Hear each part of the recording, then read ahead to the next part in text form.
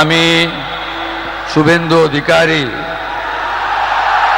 ঈশ্বরের নামে শপথ করিতেছি যে বিধি দ্বারা স্থাপিত ভারতের সংবিধানের প্রতি আমি অকৃত্রিম নিষ্ঠা ও আনুগত্য পোষণ করিব।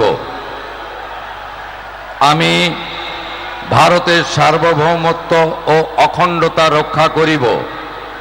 পশ্চিমবঙ্গ রাজ্যের মুখ্যমন্ত্রী রূপে আমার কর্তব্যসমূহ নিষ্ঠাপূর্বক এবং বিবেকসম্মতভাবে নির্বাহ করিব এবং ভয় বা পক্ষপাত, প্রীতি বা বিদ্বেষ রহিত হইয়া সকল শ্রেণীর জনগণের প্রতি সংবিধান ও বিধি অনুসারে ন্যায় আচরণ করিব।